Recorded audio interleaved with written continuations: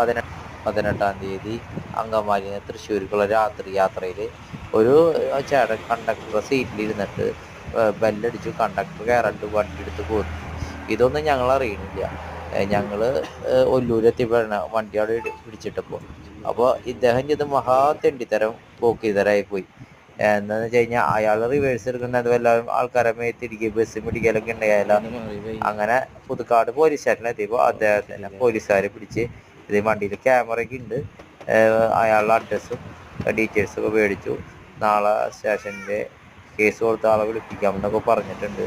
അത് കഴിഞ്ഞാൽ ഇത്ര അധികം ബസ്സിൽ യാത്ര ചെയ്യാനുണ്ടായിരുന്നതൊക്കെ ഭയങ്കര ബുദ്ധിമുട്ടുകൾ ഉണ്ടാക്കിയ ഒരു വ്യക്തിയാണ്. അപ്പോൾ ഇതേപോലെയുള്ള വ്യക്തികളെ നമ്മൾ എന്താണ് ചെയ്യേണ്ടത്? ഇത്രയധികം ആൾക്കാരെ 1 മണിക്കൂറോളം മൊത്തത്തിൽ ഞങ്ങളുടെ എല്ലാവരുടെയും സമയം പോയി ചൂടെടുത്ത് ബുദ്ധിമുട്ടിയതൊക്കെ വേറെ. അപ്പോൾ ഓരോരുത്തരും ബസ്സിൽ മറ്റുള്ളവരെ ദ്രോഹിക്കാൻ വേണ്ടി